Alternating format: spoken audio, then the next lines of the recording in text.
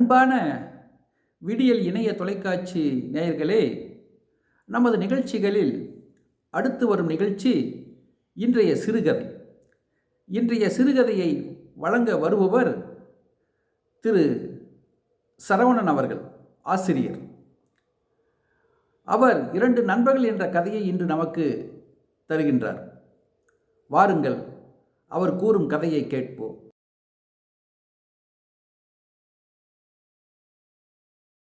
நன்றி. ஒரு மனிதனுடைய வாழ்க்கையில் நாம் எத்தனை விதமான உறவுகள், அதில் அந்த உறவுகளுடைய பிணைப்பு, அன்பு, பாசம் இவையெல்லாம் ஒரு கட்டத்தில் ஒரு சூழ்நிலையில் கருத்து வேறுபாடுகளாக முடிந்து விடுகிறது. அப்படி 2 நண்பர்களுடைய வாழ்க்கையில் நடந்த உண்மையான ஒரு நிகழ்வு. 2 நண்பர்கள் இருக்கிறார்கள். அவர்கள் இருவரும் ஒரே இடத்தில் பணியாற்றக்கூடிய நண்பர்கள். இருவரும் முதலில் பணியில் சேர்ந்த போது சாதாரணமாக பேசி பழகியவர்கள். அவர்களுக்குள் ஏற்பட்ட நட்பின் காரணமாக அந்த நட்பு நாளுக்கு நாள் ஆழமாக, அன்பாக மாறுகிறது. தான் கொண்டு வந்த உணவை மற்ற ஒரு நண்பருக்கு பகிர்ந்து கொள்வதும், அவர் கொண்டு வரும் உணவை தான் பகிர்ந்து கொள்வதற்கும் என்று ஆரம்பித்த அந்த உறவு, தன்னுடைய வீட்டிற்கு நண்பனை அறிமுகப்படுத்தி தன்னுடைய உறவினருக்கு மேலாக அவர்களிடத்தில் அன்பு காட்டுவது, இன்னொரு நண்பர் அவர் மற்றொரு நண்பர்களுடைய வீட்டிற்கு செல்வதும் அவர்களுடைய வீட்டிற்கு பழகுவதும் மட்டுமல்லாமல் தன்னுடைய உறவுகளுக்கு மேல் நண்பனை ஒரு உறவாக எண்ணி பழகி கொண்டிருந்தார்கள். இவர்கள் இருவருக்கும் ஒரு மிகப்பெரிய ஆசை இருந்தது. நம்முடைய வேலையில் இருக்கின்றோம், இருவரும் ஒரு அழகான வீடு கட்ட வேண்டும் என்ற எண்ணம் இருந்தது. ஒரு முறை அதற்கான அவர்களுக்கு வாய்ப்பு கிடைக்கிறது. அவர்கள் பணியாற்றக்கூடிய அந்த பகுதியிலேயே ஒரு நிலம் விற்பனைக்கு வருகிறது. அந்த நிலம் பார்த்தீங்கன்னா 2 பேரும் வீடு கட்டும் அளவிற்கு இடம் இருக்கிறது. இந்த நிலத்தை விற்கக்கூடிய விற்பனையாளரிடம் இவர்கள் போய் கேட்கிறார்கள். அவர் ஒரு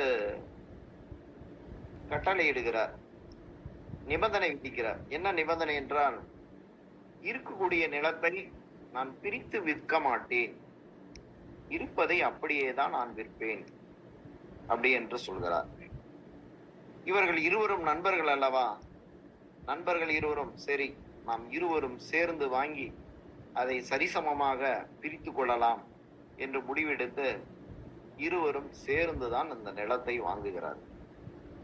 ஆனால் இந்த நிலத்தை வாங்கும்போது சரிசமமாக நாம் பிரித்துக் கொள்கிறோம் என்று முடிவு செய்துதான் வாங்குகிறார். ஒரு நண்பர் இன்னொரு நண்பரிடம் சொல்கிறார், நீ முன்னால் இருக்கும் பகுதியை வைத்துக் கொண்டால் நான் பின்னால் இருக்கும் பகுதியை வைத்துக் கொள்வதில் உனக்கு எந்த விதமான ஆட்சேபனையும் இருக்கிறதா என்று.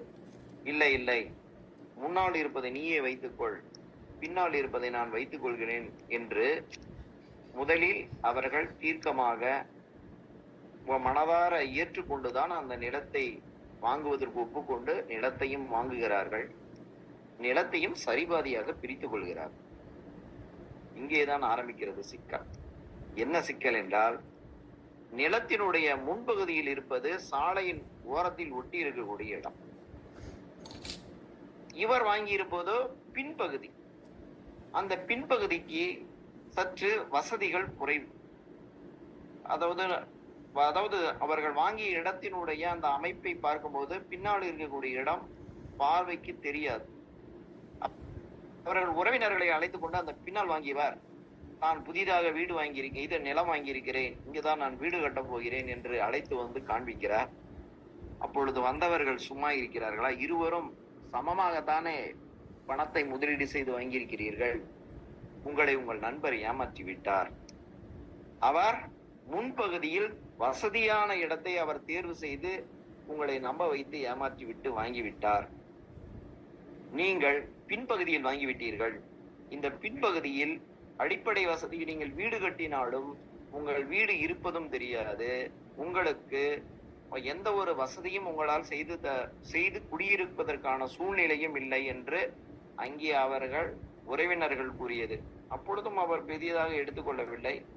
இருந்தாலும் இதை கேட்ட அவனுடைய மனைவி, என்னங்க இப்படி பண்ணிட்டீங்களே, அவரும் அதே காசை தான் கொடுத்தாரு, நாமும் அதே காசை தான் கொடுத்தோம்.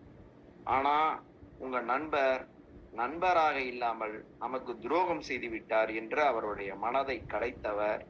இவரும் அன்று இரவு தூங்காமல் நாம் ஏமாற்றப்பட்டு விட்டோமா என்று சிந்தித்துக் கொண்டிருந்தவர் இறுதியில் அந்த கட்டத்தை நோக்கியே நகர்கிறார். நாம் ஏமாந்துதான் விட்டோம். இந்த இடத்தை நமது நண்பன் நம்மை கனிவாக பேசி ஏமாற்றி நமக்கே தந்து விட்டான்.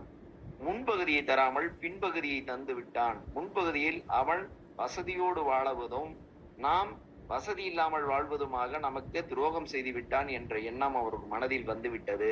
அவர் என்ன செய்கிறார், அந்த நண்பரிடம் போய், எனக்கு இந்த இடம் வேண்டாம், நீங்கள் என்ன செய்வீர்களோ தெரியாது, நீயே இதையும் வைத்துக்கொள், பணத்தை எனக்கு திருப்பி தந்துவிடு என்கிறார். இவர்கள் இருவருமே வேலையில் இருந்த போதும் வங்கியில் கடன் வாங்கிதான் அந்த நிலத்தை வாங்கினார்கள். திடீரென நண்பன் எனக்கு இந்த இடம் வேண்டாம், பணம் வேண்டும் என்று சொல்லும் பொழுது அவர் மிகுந்த வருத்தமுற்று, ஏன் நண்பா, என்ன ஆகிவிட்டது என்று எவ்வளவு தூரம் வற்புறுத்தியும் அவர் கேட்கவில்லை. சரி, நீ முன்னால் இருப்பதை வைத்துக்கொண்டு பின்னால் இருப்பதை என்னை ஏமாற்றி தந்து விட்டாய் என்று மறைமுகமாக அவர் சுட்டிக்காட்டினார், நேரடியா சொல்லல. சரி, இவன் இதனால்தான் இப்படி சொல்கிறானோ என்று சொல்லி திரும்பியும், நீ வேண்டால் முன்னால் இருக்க பகுதியை வைத்துக்கொள், நான் வேண்டால் பின்னால் இருக்கக்கூடிய பகுதியை வைத்துக் கொள்கின்றேன் என்று எவ்வளவு தூரம் அந்த நண்பரிடம் கேட்ட பொழுதும் அவர் ஒத்துக்கொள்ளவில்லை. அந்த நட்பு விரிசலானது மேலும் மேலும் விரிசலாகி திருப்பி இருவரும் சந்திக்க முடியாமல் வெவ்வேறு இடங்களுக்கு மாறுதல் வாங்கி சென்று விட்டார்கள். இன்னொரு நண்பர் அவர் கட்டாயப்படுத்தி கொடுத்ததனால் வங்கியில் மேலும் கடன் வாங்கி ஒரு கடன்காரனாக மாறி ரொம்ப துன்பப்பட்டு கொண்டிருக்கின்றார். இருவரும் நட்பாக பழகிய போதும் ஒரு எதிர்பாராத நிகழ்வு, அதாவது சூழ்நிலை காரணமாக ஏற்பட்டாலும் பிறருடைய தூண்டுதல் காரணமாக ஏற்பட்டாலும் அந்த நட்பின் மூலமாக அந்த உறவு மிகவும் பலவீனமான உறவாக மட்டுமல்லாமல் ஒரு துரோகமான உறவாக மாறி இன்று ஒருவர் வசைப்பாடும் நிலைக்கு மாற்றி இருக்கிறது. ஆக சூழ்நிலையை முதலில் நாம் புரிந்து கொள்ள வேண்டும். நம்முடைய உறவு என்பது எதையும் ஒரு எதிர்பார்ப்பை கொண்டு அமைந்து விட்டால் அங்கே பிரச்சனைகளும் ஏற்பட்டு விடும் என்பதற்கு உதாரணமாக தான் இந்த இரண்டு நண்பர்களுடைய வாழ்வில் நடந்த உண்மை நிகழ்வு இது என்பதை கூறி நான் வாய்ப்பிற்கு நன்றி கூறி விடைபெறுகிறேன். நன்றி, வணக்கம்.